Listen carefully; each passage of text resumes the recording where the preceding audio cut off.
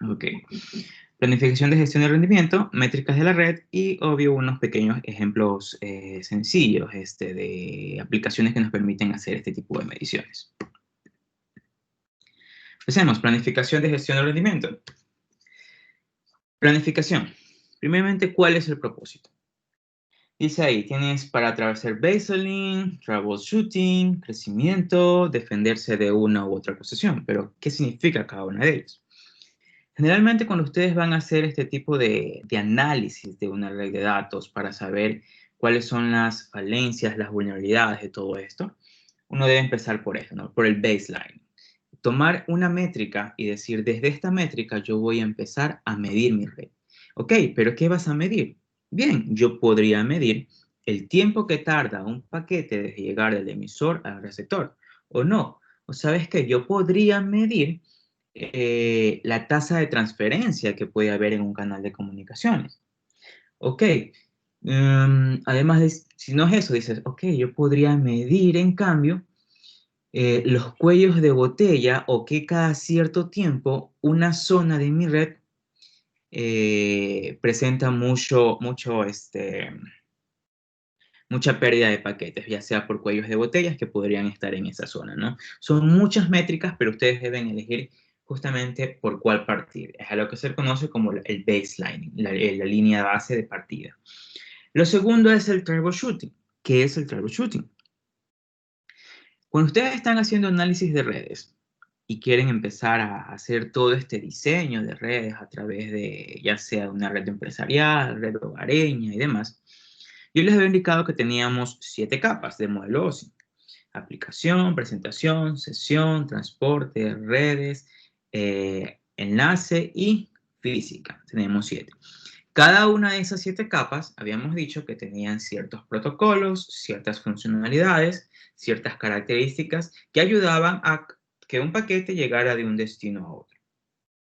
El troubleshooting significa poder identificar el problema que existe en una red asociado obviamente a las capas del modelo OSI.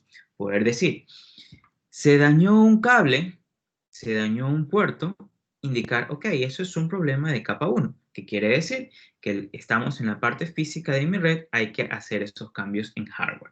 O poder indicar, un paquete de una red, por ejemplo, de una red de Eduardo, no está llegando a la red de Isabel, algo está pasando en medio, digamos, en los equipos intermedios, poder decir, ok, como no me está llegando el paquete desde la red de Eduardo a la red de Isabel, indicar, puede existir algún problema en la capa 3. Capa 3 es de la red, entonces yo sabré que tengo que ir a verificar los problemas que existan en los equipos intermedios asociados a los routers, ¿no? Para ver qué es lo que está pasando en esos equipos. Eso es el troubleshooting. Lo otro, crecimiento. Eh, Más enfocado a la parte de escalabilidad. Si ustedes tienen una red a nivel de empresarial, pongamos, decir que yo, como soy el administrador de mi red, yo puedo tener unos puertos que puedo dejar para que sean de backup, para que la red crezca, no algo sencillo. Y el punto de ahí dice defenderse de acusaciones. Generalmente los administradores de redes que se encargan de, ya sea tener los servidores totalmente ejecutando, corriendo, bien administrados, administración de la red, todo eso está totalmente documentado. Es decir, ustedes tienen, generalmente los administradores de red tienen un libro de Excel y demás, donde indican qué puerto está conectado, qué IP, qué IP asociado, qué dirección lógico tiene ese puerto y hacia dónde tiene la salida. Generalmente todos esos cables, incluso los cables, tienen ciertas etiquetas que permiten identificar eh, a qué tipo de red le corresponde. Además, ese tipo de documentación permite al administrador de red poder presentarlo a la auditoría o a los consultores o las consultorías, ¿no? Poder presentar ese tipo de información totalmente ordenada. Es justamente para eso, ¿no? Defenderse de una u otra acusación que exista por un u otro motivo. ¿A quién va dirigido todo este tipo de información? Obvio, ¿no? A la parte de los administradores de cliente, a los NOC, a las centrales de las redes, ¿no? Es Network Operation Center, los centros de operaciones de redes, Y obviamente quizás o a los clientes, ¿no? Que uno, por ejemplo, una empresa dice, ok, yo quisiera ver mi plano de redes y le entregan todo ese plano, ¿no? Es decir, un esquemático de todos los equipos intermedios, router y switch, a dónde se conectan, qué tipo de protocolo se está usando, cómo es que se están interactuando entre ellos. Cómo estructurar la información y presentarla, lo que estaba diciendo, ¿no? Generalmente uno lo que hace es un pequeño esquemático de redes utilizando el Packet Tracer, uno arma su red y la va identificando muy claramente con zonas, con etiquetas, para poco a poco ese esquemático uno lo entrega como documentación de nuestra red. Alcance, dice, ¿puedo medir todo? Ok, vamos a ver qué dice. Impacto en los dispositivos, medidos y de medición. Dice, balance entre cantidad de información y tiempo en encontrarla. No es muy interesante a veces hacer troubleshooting porque aquellos que no tengan bien documentado o que no conozcan todo lo que su red totalmente, es decir, que no sepan cuáles son los routers principales, cuáles son los routers secundarios, cuáles son los routers que están simplemente a modo de backups o que les permiten hacer redundancia. Quienes no conozcan toda su infraestructura empresarial, toda su infraestructura de redes, les va a tomar mucho tiempo. Hay que ser sinceros, va a tomar mucho tiempo encontrar ese troubleshooting, ¿no? Sin embargo, aquellos que tienen una buena documentación, que ya conocen cuáles serían los problemas que podrían llegar a alcanzar a su red, ¿no? Es mucho más sencillo. Una de las opciones para hacer troubleshooting, para poder hacer un seguimiento de paquetes a la red, son los que se conoce como los sniffers. Los sniffers nos permiten a nosotros, a los administradores de redes, poder seguir poco a poco el paso de un paquete a través de todos estos dispositivos intermedios. Como usted está haciendo un seguimiento de esos paquetes hasta el punto donde se están perdiendo, usted puede encontrar mucho más rápido el problema en su red, ya encontrar el router o el punto en el cual usted debería ir a solucionarlo. Hasta ahí alguna consulta. ¿Vieron? Es la primera transparencia sobre planificación.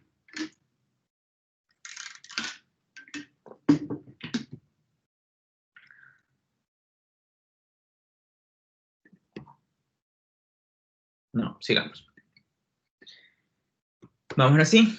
Con esta toda parte de planificación, que ven que es bastante, no difícil, digamos un poquito tediosa, aquellos que no están acostumbrados a llevar una documentación totalmente bien definida, entonces van a tener ciertos problemas, ¿no? Porque eso es muy interesante, armar todo ese tipo de documentación. Pero una vez que ya la tienen, ya se vuelve muy sencillo. Con respecto a las métricas de rendimiento o métricas que ustedes van a poderse encontrar en la parte de redes de datos, tenemos algunas. Por ejemplo, dice las métricas de rendimiento de red más comunes. Estas son relativamente al tráfico que circula en la red. Primero, bits por segundo, es decir, la transferencia que hay entre esos datos. Paquetes por segundo, cuántos paquetes están alcanzando un destino por segundo.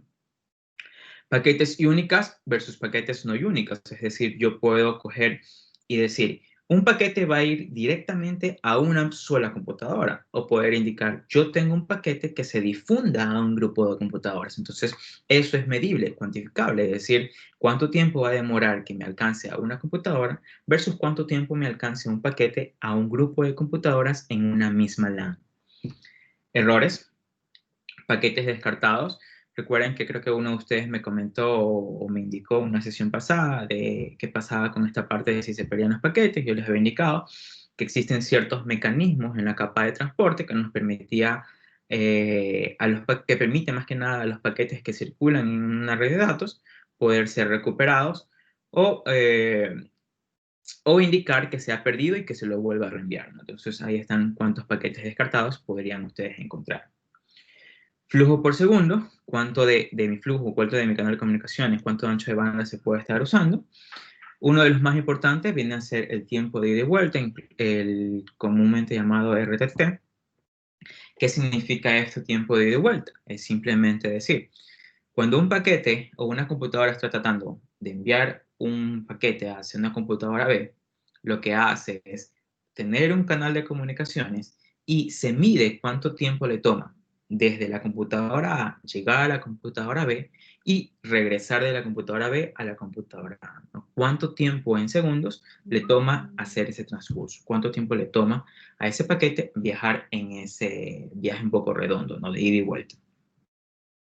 Y dispersión de retardo, comúnmente llamado el jitter, que no es más que la interferencia que existe del ruido dependiendo del medio físico que uno tenga, cuánto de esos paquetes se pueden llegar a perder, ¿no? Entonces, dispersión por retardo, de retardo basado en la interferencia del ruido. Entonces, vamos a decir algo de cada uno de ellos. Capacidad nominal de canal. ¿Qué es eso? Dice, la máxima cantidad de bits que se pueden transmitir por unidad de tiempo, bits por segundo. Esa capacidad de transmitir diferentes paquetes por unidad de tiempo depende de muchos factores. Principalmente del ancho de banda del medio físico. No es lo mismo transmitir por un cable UTP con conexión RJ45 a enviarlo por un cable de fibra o por ondas electromagnéticas, ¿no? Todo eso va a generar cierto retardo en la transmisión. Capacidad de procesamiento de los elementos transmisores, ¿no? Que también es un conector por cable RJ45 o uno por fibra óptica. Eficiencia de los algoritmos de acceso al medio.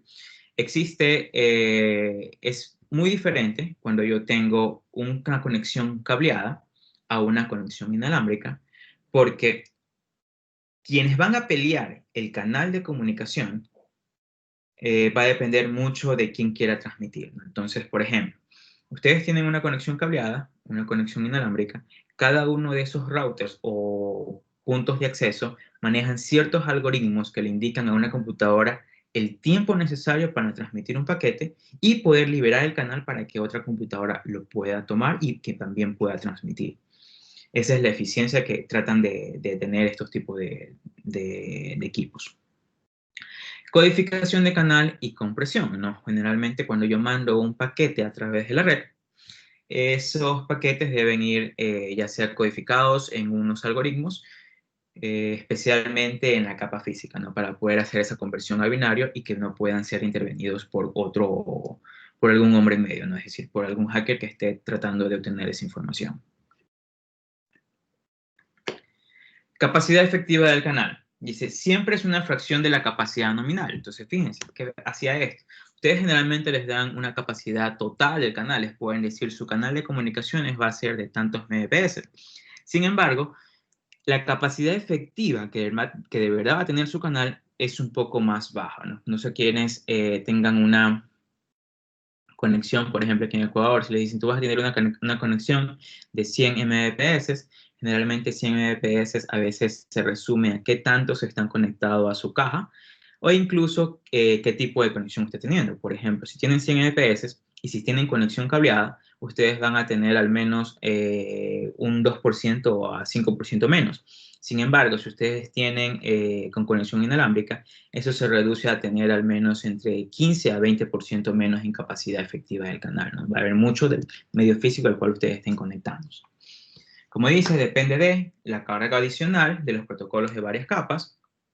Ese es otro punto importante. Recuerden que un paquete debe circular por las 7 capas, o 4 o 5, como ustedes lo quieran ver. Cada una de esas capas que hacía, agregaba ciertas cabeceras a los datos. En el momento que agregan ciertas cabeceras a los datos, ¿qué están haciendo? Agregándole un poquito más de carga a ese paquete, un poco más de carga, un poco más de carga, para que se puedan entender con su par, ¿verdad? Pero esa carga o esas cabeceras que le están agregando a ese paquete, significa que va a haber un poco de procesamiento, y a esto se le conoce como retardo de procesamiento de un paquete. Ese retardo de procesamiento es lo que hace que la capacidad efectiva del canal vaya disminuyendo, pero es necesaria, si no, no habría cómo que se comuniquen de un lado a otro. Limitaciones de los dispositivos extremos, como dice, eficiencia de los algoritmos de control de flujo, por ejemplo, TCP, que eso es más asociado a la capa de transporte para ver por dónde por dónde es que va a ir un paquete y el control de acceso al medio. Consultas hasta ahí.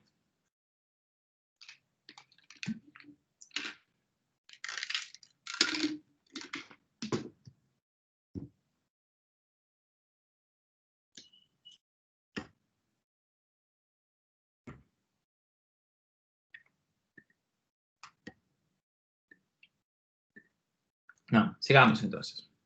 Utilización de canal. Dice, ¿qué fracción de la capacidad nominal de un canal está siendo realmente utilizada? Dice, importante. Planificación futura. ¿Qué tasa de crecimiento tiene mi utilización del canal? O, por ejemplo, ¿para cuándo debo planear comprar más capacidad? ¿Dónde debo invertir en actualizaciones? Dice, resolución de problemas, ¿dónde están mis cuellos de botella? ¿No? Generalmente, cuando ustedes hacen un troubleshooting de su red o existe algún problema en la red, es que generalmente uno dice, ok, ¿cuánto de verdad yo estoy utilizando en mis canales de comunicaciones para poder hacer una actualización? O poder indicar que en una hora de almuerzo, por ejemplo, de una empresa, el AP que está en el comedor siempre eh, llega a tener problemas, por ejemplo, ¿no? Entonces va el administrador de redes, está ahí monitoreando constantemente. A veces ese monitoreo lo que significa es estar parado con unos equipos para medir la señal y está ahí uno viendo qué es lo que sucede, ¿no? Generalmente el administrador de redes pasa ahí parado, sentado donde quiera estar, midiendo la señal por alrededor de 1 o 2 horas para ver todo este tipo de fluctuaciones.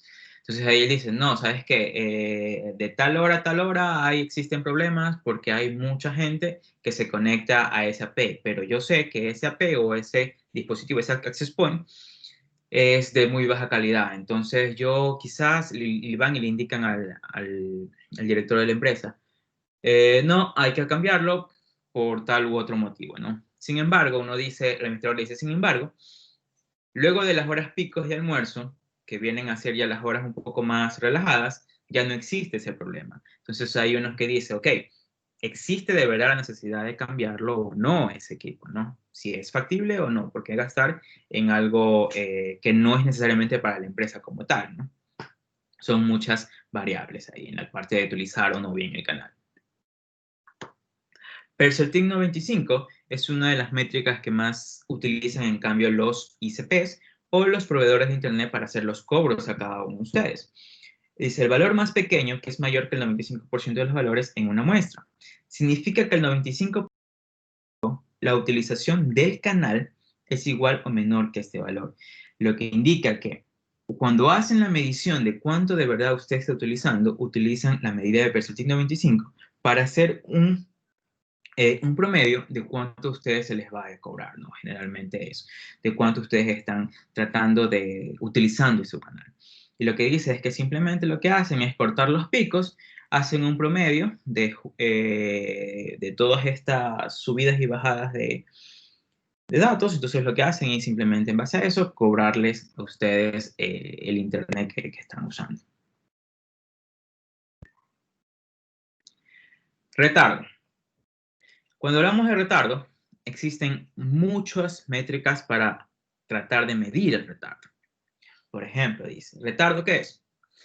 El tiempo transcurrido en transmitir un paquete durante un trayecto completo.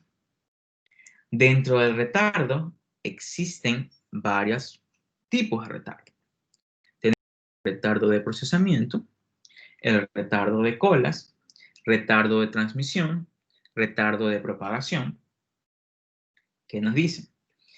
El retardo es producido por una aplicación, sea la que ustedes tengan, ya sea correos, web, cualquier aplicación que ustedes tengan va a tener retardo de una u otra manera. Dice, entregado al sistema operativo, es decir, tienen la aplicación en cualquier sistema operativo. ¿Qué pasa ahí? Entregado a la tarjeta de red, es decir, ya estamos tratando de enviarlo a la parte física. Codificado, es decir, en bits, transmitidos por un medio físico, cableado, inalámbrico, cobre, que ustedes quieran, recibido por un dispositivo intermedio, switch o router, analizado, recuerden que cada switch, cada router, va a tener que analizar los paquetes que le están llegando para poder redireccionar ese paquete hacia el destino correcto. Entonces, ese análisis, ese quitar cabeceras, analizar, poner cabeceras, analizar y todo lo demás conlleva un retardo. ¿Ok? Dice, la medición más común que les había dicho es justamente el tiempo de retardo de ida y vuelta, el conocido como RTLT. Generalmente, para uno medir los retardos, utiliza el ping. No sé quiénes hayan trabajado ya con esa herramienta. Voy a hacer un ping, por ejemplo.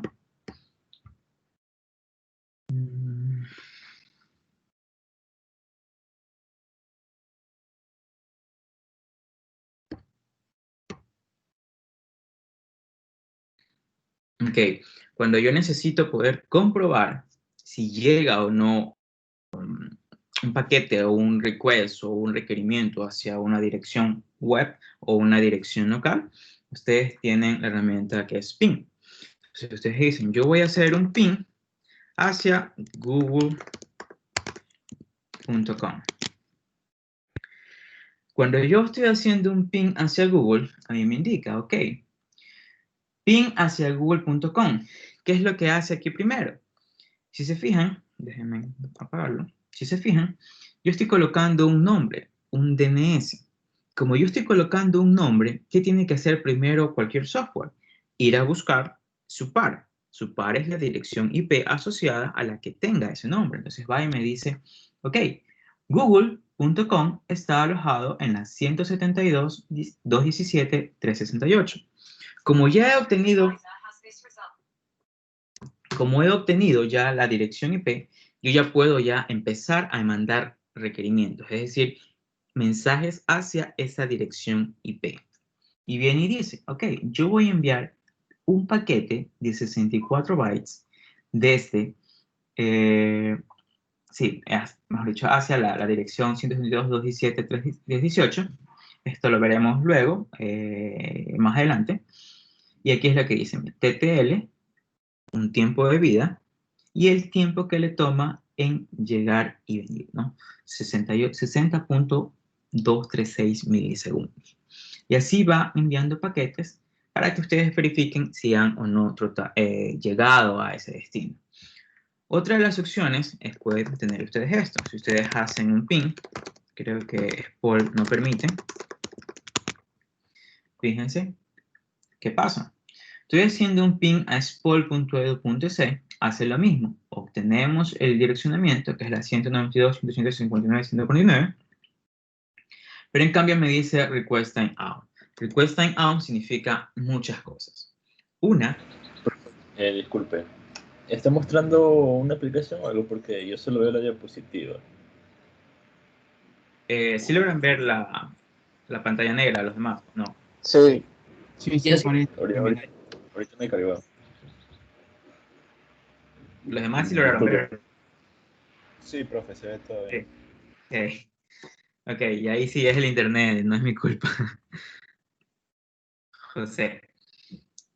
Ok, entonces, si logran ver, si yo hago un ping a www.spol.edu.es, tengo primero, obviamente, ¿no? La direccionamiento IP, pero ¿qué dice? Un requesting out. Requesting out significa muchas cosas, como estaba diciendo. Una, que el servidor al cual yo estoy tratando de conectarme no esté disponible por el momento.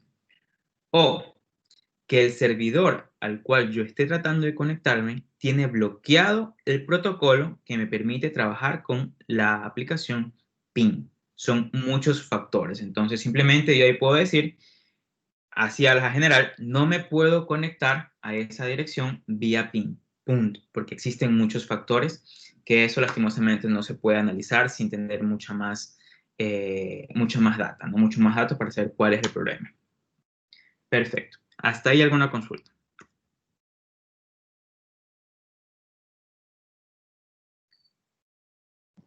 pero este pin se lo hace por cada IP, ¿verdad? No puedo yo hacerlo en general. Por ejemplo, si estoy en una empresa y quiero ver si hay recepción de datos a, yo qué sé, a un departamento, tendría que ir haciendo a cada dirección IP de ese departamento. Ok, la respuesta es sí.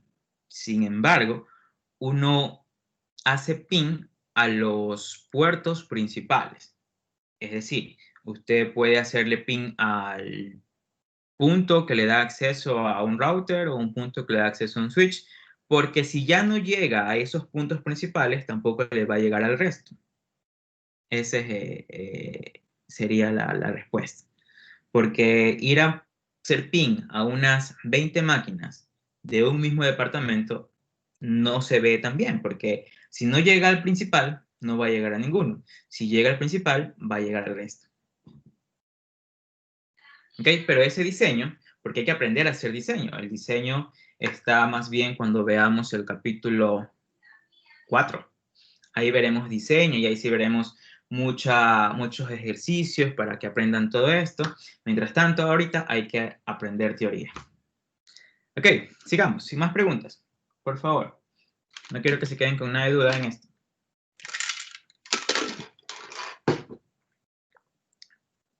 No, sigamos. Entonces tenemos 4 tipos de retardos, ¿verdad? Retardo de procesamiento, retardo de colas, retardo de transmisión, retardo de propagación. Retardo de procesamiento no es más que cada una de las cabeceras que están tratando de, que le agregan cierta información a los paquetes y ese retardo en que los equipos tratan de procesar se va uniendo al retardo principal, es decir, a toda la suma de esos retardos. Retardo de colas, recuerden que cuando estábamos viendo multiplexación, habíamos dicho que cada paquete se está uniendo a una cola de los routers. Ese retardo en el cual están llegando muchos paquetes, se están agregando a la cola y qué tanto, o mejor dicho, cómo los va a ir procesando poco a poco, también genera un poco de retardo, ¿no? Porque eso dice, tiempo en el que el paquete espera en un buffer, es decir, en ese canal, en esa cola, hasta que sea transmitido. Dice, el número de paquetes esperando en cola dependerá de la intensidad y naturaleza del tráfico. Por eso es que dice, ok, si hay muchos usuarios y un AP no tiene la suficiente capacidad para procesarlos, puede haber cuellos de botella en la cola. ¿Qué es un cuello de botella? Simplemente que la cola está recibiendo muchos paquetes, pero el AP no tiene la capacidad necesaria para procesarlos al mismo tiempo que le están llegando. Retardo de transmisión. Dice el tiempo requerido para empujar todos los bits de un paquete a través de un medio físico. Es decir, cuando ya llegaron a la tarjeta NIC, está tratando de convertir a binarios para que puedan ser retransmitidos por cualquier medio físico. Cable, coaxial o fibra o inalámbrico, ustedes quieran. Propagación, en cambio, dice, una vez que el bit es empujado desde la tarjeta NIC y ya entró en el medio físico, ¿cuánto de tiempo es transcurrido hasta que llega al punto final, hasta la tarjeta NIC del otro usuario? Entonces, existen ciertas similitudes cuando uno habla de transmisión y propagación, sin embargo, a tener bien claro esto. Por ejemplo, si yo tengo 2 enlaces, cada uno con 100 Mbps, es decir, tienen la misma número de transferencia de datos, sin embargo, la distancia cambia. Si yo tengo fibra óptica, es de 1 kilómetro, y si tengo satélite, que es alrededor, dice, de 30 kilómetros, tomando línea de vista desde el satélite hacia la estación base, dice cuál tiempo es el mayor retardo de transmisión y propagación. Quiero que quede claro que el de propagación va a ser el de satélite, debido a que el medio es mucho más largo, ¿no? Es mucho más grande. Pérdida de paquetes. Dice, ocurre por el hecho de que las colas, buffers, no son infinitas. Entonces, vamos a lo mismo de retardo de colas. Cuando están tratando de llegar muchos paquetes a una cola que está recibiendo bastantes comunicaciones de muchos usuarios, y esa cola poco a poco se está llenando, y el AP no tiene la suficiente capacidad de procesar esa información, esa cola va a llegar a un punto en el que dice, ¿sabes qué? Yo estoy ya llena, no puedo procesar más, todos los paquetes que le van a llegar los va a descartar, porque ya no hay cómo seguirlos manteniendo en buffer para ser procesados. Y tenemos ahí pérdida de cola, pérdida de paquetes. Si cuando un paquete llega a una cola y esta se llena, el paquete se descarta, lastimosamente. No llegó, no pudo llegar esos datos al usuario final. Dice, la pérdida de paquetes, si ha de ser corregida, se resuelve, dice ahí, en capas superiores. Lastimosamente. Es decir, ¿qué hace la capa física? Llegó a la cola, se transmitió y todo, no logró llegar. ¿Qué tienen que hacer? Lastimosamente, las capas inferiores no se meten en ese proceso, sino que las capas superiores deberían tener los mecanismos necesarios para indicar que se ha perdido un paquete y es necesario recuperarlo. Dice, la corrección de pérdidas usando retransmisión puede causar aún más congestión si no se ejerce algún tipo de control, ¿no? Ahí también, por ejemplo, si ya, con el mismo ejemplo, llegan muchos paquetes, los paquetes se pierden, no llegaron, digamos, unos 100 paquetes no lograron llegar, la capa de transporte está tratando de corregir ese problema, sin embargo, 100 paquetes conlleva un poco más de esfuerzo, ¿no? Entonces, ahí, para corregir esto, existen los diferentes medios de congestión o congestiones de flujo que intervienen ahí, ¿no? Para tratar de ver cuáles son los paquetes que tienen un poquito de prioridad, que son necesarios, y cuáles se podrían volver a reenviar. Pero esos son, más que nada, mecanismos que lo veremos en el capítulo, si mal no recuerdo, 5, creo, de transporte. Control de flujo y congestión. Dice, limitar la tasa de envío porque el receptor no puede procesar los paquetes a la misma velocidad que los recibe. Volvemos al mismo ejemplo. El AP no tiene la capacidad necesaria para procesar todos los paquetes que le están llegando. La cola poco a poco se está llenando. Entonces dice, limitar la tasa de envío porque justamente ese receptor o ese AP que no tiene esa capacidad necesaria, no los puede procesar.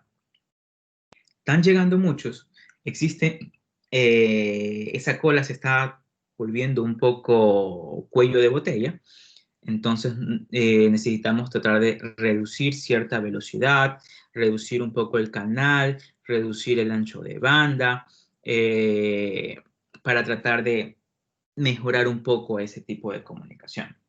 Lo otro dice limitar la tasa de envío del emisor porque existen pérdidas y retardos en el trayecto. Es decir, ok, si yo ya conozco que un canal o una cola de cierta área o cierto departamento se está llenando, hay mucho tráfico a cierta hora, ¿qué es lo que digo? Ok, yo puedo hacer que todo ese departamento bajarle la transferencia de datos, es decir, si antes tenían 100 Mbps, les bajo a 20 Mbps para que se demoren al menos un poco en la transferencia de datos y que la cola no se llene.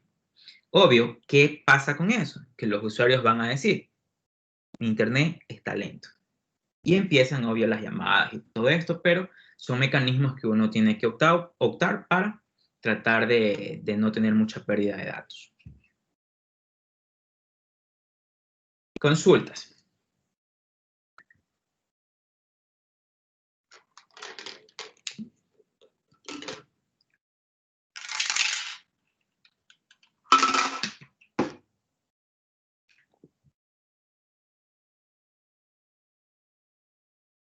Wow. Ok. Sigamos entonces. Y lo último, medidas de rendimiento, que son las que ustedes podrían encontrarse. Medidas de rendimiento va de la mano con ancho de banda. Dice, medido en bits por es la velocidad máxima en la que la información puede ser transferida. Generalmente es lo que ustedes les dicen, cuánto de ancho de banda tienes para poder hacer la transferencia. El segundo es el throughput. El throughput es la tasa real de que la información es transferida. Es decir, con una capacidad nominal, no, sino con una capacidad de utilización del canal, ver cuánto de verdad estoy haciendo esa transferencia. Generalmente es a lo que se le conoce como el throughput. La latencia. Dice, la latencia es la demora entre el envío desde el emisor y el descifrado por el receptor. Esto es principalmente una función del tiempo de viaje de las señales y el tiempo de procesamiento en que los nodos de información atraviesan. Recuerden que tenemos muchos retardos, ¿verdad? Retardo de procesamiento, retardo de cola, retardo de transmisión, retardo de propagación. ¿Qué es la latencia? La latencia no es más que la suma de todos esos retardos desde que una PCA envía un paquete hacia la PCB que la está recibiendo. Esa es la latencia. Por eso uno generalmente dice, ¿cuánto de latencia es que tú estás teniendo en la transmisión? Jitter es la variación en el tiempo de llegada al receptor de la información. Una vez que llega el paquete al receptor, a la tarjeta NIC del receptor, ¿cuánto de interferencia de ruido tú estás teniendo para que pueda ser rápidamente procesado ese paquete? Y la última, la tasa de error. Es el número de bits corruptos expresados como fracción del total enviado. Generalmente, cuando ustedes utilizan la herramienta PIN, ustedes podrían tener, dependiendo de la distancia que esté el servicio al cual tratan de ustedes hacerle PIN, ustedes llegan a tener una transferencia de error, por decir, de tantos paquetes que yo envío, de tantos requerimientos que yo estoy tratando de enviar, cuántos se pierden en camino y cuántos no.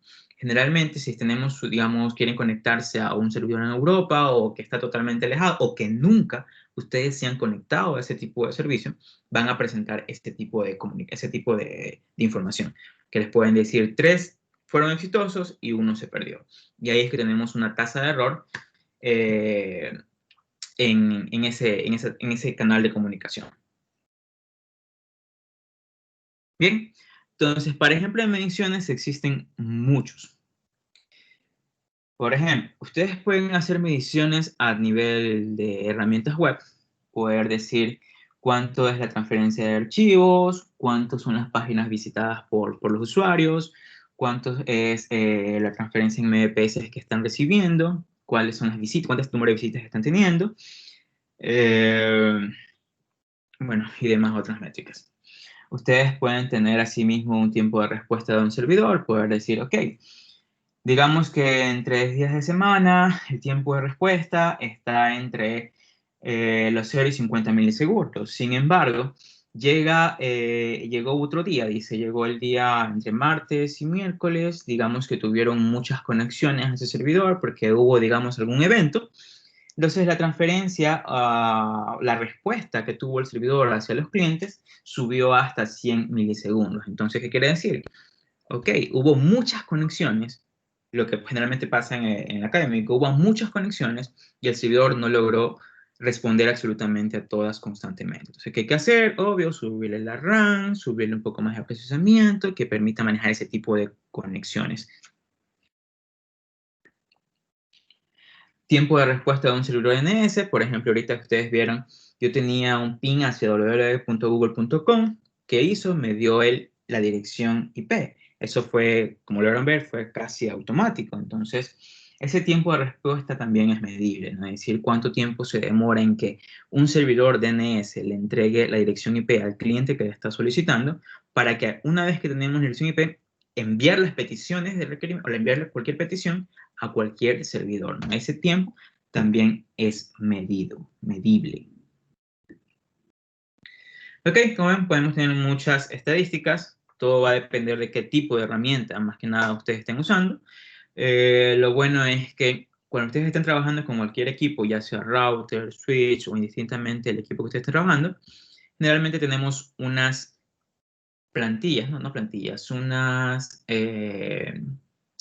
vistas de administración que nos permiten medir todo esto, es decir, cuánto de tiempo de transferencia, cuánto de tiempo de retardo, cuánto de latencia, cuánto de jitter, cuánto de comunicación efectiva tiene ese canal. Lo interesante es poder conocer qué significa cada una de esas cosas, ¿no? Porque coger, verlas sin necesidad de haberlas entendido, podemos tener algún problema. Y bien, hasta ahí la sesión de hoy. Consultas, ahora sí.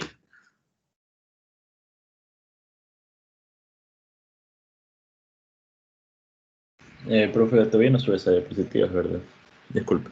Creo que no. Creo que no.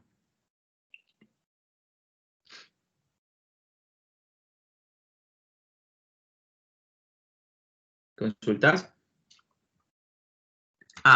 Me olvidaba. El miércoles tenemos una pequeña lección de 5 minutos. Acabamos de terminar el capítulo 1, entonces hay que dar una pequeña lección de 5 minutos.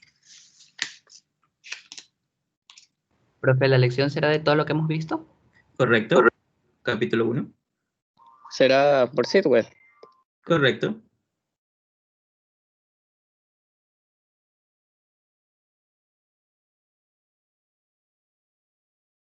Consultas.